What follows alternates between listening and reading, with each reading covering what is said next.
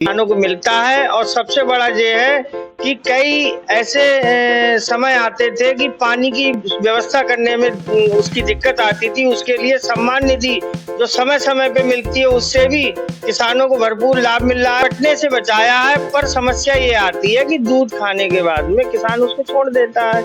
इस पर आवाज उठेगी। इस बार बदायूं लोकसभा हम बहुत बड़े मार्जिन से जीतेंगे। हमारे लिए जो प्रत्याशी मिले हैं उनको एक तो बगैर मांगे पार्टी ने लीक करा देते हो और एक भर्ती प्रक्रिया में आप 4 साल तक उन्हें सीमित कर देते हो। कहाँ का न्याय है?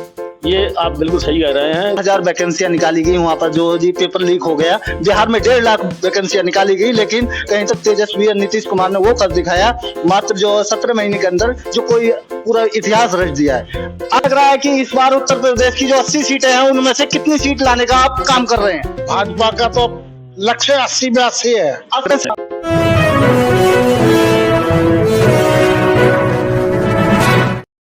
मैं बीजेपी कार्यालय बबराले के अंदर हूँ, जो कि गिन्नौर विधानसभा का क्षेत्र है। सरफर्स्ट तो मैं आपका नाम जानना चाहूंगा।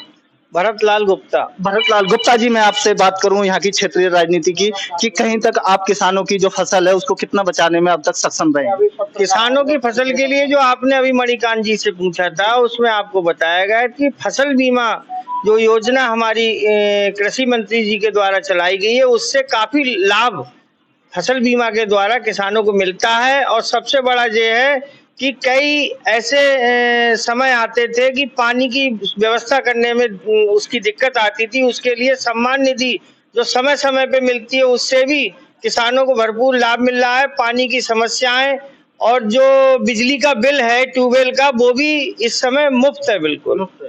लेकिन मेरा सवाल फिर वही है कि कहीं तक छुट्टा मवेशियों से आखिर छुटकारा कब?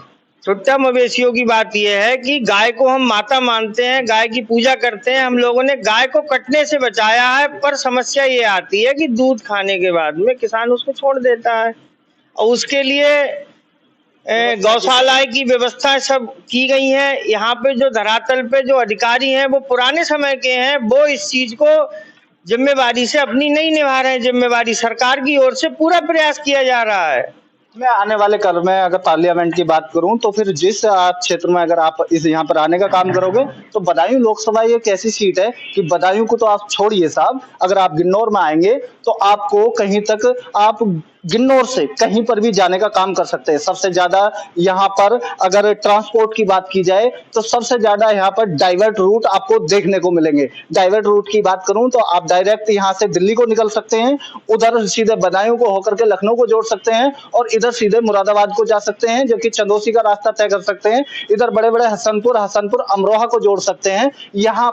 यहाँ की स्थिति की बात करूं तो अभी तक 2 घने शहर हैं यहाँ पर, जो कि विशेष आबादी रखते हैं, जिसमें बबराला आप नाम से परिचित होंगे और गिन्नौर जो कि खुद विधानसभा है। लेकिन अभी तक किसी भी ऐसे लोकसभा प्रत्याशी के तौर पर चुन करके जाने वाले व्यक्तियों ने अभी तक यहाँ की कोई भी आवाज क्यों नहीं उठाई? यहाँ पर कहीं तक इंडस्ट्रियल एरिया अब तक मुहैया करा देना चाहिए था। लेकिन बात करते हैं TCL की, सिर्फ एकमात्र कंपनी है और वहीं से यहाँ का समाज अपना अस्तित्व खोजता हुआ नजर आ रहा है। फिर मैं वहीं घूम करके आऊंगा। सीटों की बात चल रही है यहाँ पर, तो क्या करेंगे कि आने वाले कल में इस पर आवाज उठेगी? इस बार बदायूं लोकसभा हम बहुत बड़े मार्जिन से जीतेंगे। हमारे लिए जो प्रत्याशी मिले हैं उनको एक तो बगैर मांगे पार्टी ने टिकट दिया है, और ऐसे व्यक्ति हैं जो जमीन से जुड़े हुए, जिन्हें जमीन की, किसान की खुद की हकीकत पता है। वो स्वयं ऐसे किसान परिवार से आते हैं जिन्होंने बचपन से ही संगठन में काम किया है। संगठन के बड़े पदाधिकारी होने के बावजूद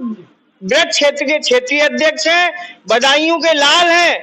जो मोदी जी की 400 का नारा है, उस 400 के नारे की कड़ी में वो 400 में एक मोती इस बदायूं लोकसभा का भी हमारा उस माला में जाके पड़ेगा दिल्ली में। और हम इस बार गुन्नौर विधानसभा भी बहुत अच्छे मार्जिन से जीतेंगे। और उधर जो हमारी 4 विधानसभा बदायूं जिले में आती हैं, उनमें भी आपको रिजल्ट देखने को मिलेगा कि इस बार हमारी बदायूं की लोकसभा 2 लाख वोटों से पार जाएगी। 2 लाख वोटों से हमारा जीत का मार्जिन 2 लाख वोटों का है इस बार। 2 लाख वोटों का है। देखिए यहाँ पर मेरे साथ में और भी अन्य चेहरा है, मैं उनसे बात करूंगा। मेरे सवाल वही है, क्या है कि सर बीजेपी जो लेकर के आई है वो कहीं तक युवाओं के लिए अंधकारमय जीवन जो जी ऐसा सुनने में आता है। विपक्षी दल हमेशा हावी रहते हैं, ये मेरा आरोप नहीं है और ना ही कोई चैनल विशेष का आरोप है। मैं बात करूं युवाओं के भविष्य को, एक आप भर्ती निकालते हो और उसमें पेपर लीक करा देते हो और एक भर्ती प्रक्रिया में आप 4 साल तक उन्हें सीमित कर देते हो, कहाँ का न्याय है? ये आप बिल्कुल सही कह रहे हैं। जो भर्ती प्रक्रिया है वो हमारे भाजपा सरकार की मतलब जो है उपलब्धि कही जाएगी। पेपर लीक हो रहे हैं तो ये प्रशासन व्यवस्था में कमी है जिसको सुधार किया जा रहा है। योगी इस मामले में बहुत कड़े हैं और भारतीय जनता पार्टी की सरकार जो है वो इस मामले में बहुत सतर्क है।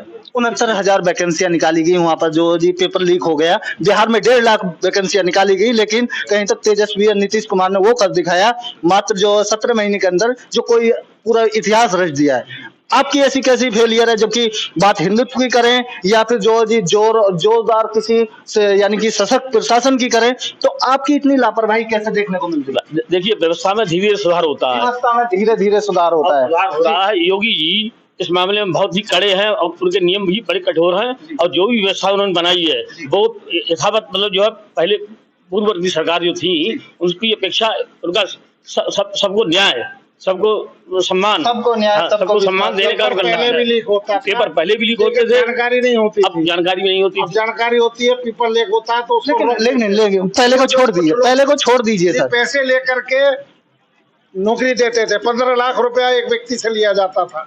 आज जो है फ्री नौकरी दो सर, 2 करोड़ का वादा किया है आपने, ध्यान है आपको? नौकरी का मतलब केवल सरकारी नौकरी नहीं है, जो कारखाने लग रहे हैं उनमें भी तो लोग, मैनिफेस्टो की बात कर रहा हूँ, जो सड़कें बन रही हैं उनमें भी तो लोग काम कर रहे हैं। प्राइवेटाइजेशन हो चुका है सर देश का, कहाँ आप घूम रहे हो? प्राइवेटाइजेशन। लेकिन गवर्नमेंट जॉब की अगर रिक्वायर होती है तो सोचते हो कि एक जब बच्चा किसी गरीब का जब नौकरी में जो जाता है तो उसके बाप की फीलिंग क्या होती है, उसकी माँ की फीलिंग क्या होती है, वो अपनी पीढ़ियां सुधार देता है क्योंकि वो कहीं तक गर्व से कह पाता है कि I am a government servant. आपको नहीं लगता कि वहाँ गवर्नमेंट सेक्टर में कहीं तक जो खाली रिक्त पद है उनको भरना चाहिए? गवर्नमेंट सेक्टर में भी जैसे प्राइमरी स्कूल के, जूनियर हाई स्कूल के मास्टर थे वो स्कूल में ही नहीं जाते थे, वो सुधारा है। स्कूलों की स्थिति सुधारी है।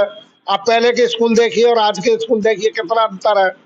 आज के स्कूल सर मैंने देख रखे। हाँ देखे हैं, तो आपने नहीं देखा? पुते सुते सब ठीक है, पहले खंडर लगते थे। वो तो ठीक है बगल, लेकिन फिर भी व्यवस्था पे और ध्यान देने की जरूरत है। ये बात सही है कि और अच्छा अंतर आना चाहिए, लेकिन अंदर तो आया है। मिड डे मील वालों को मैंने देखा है, चैनल पर आप जाकर के देख सकते हो कि किस तरीके से उनको जो जी राशन, जो कि कुपोषित राशन देने का काम कर रहे हैं, जबकि एक पूरा समाज को एक साथ नहीं बदला जा सकता। पूरे समाज को एक साथ देखिए। बहुत सारे क्षेत्रीय मुद्दों पर बात हुई। मेरे साथ में एक युवा चेहरा है जो कि अभी लग रहा है कि मेरे को बीजेपी ज्वाइन किए है, हालांकि मैं उनको जो शुभकामनाएं देना चाहूंगा।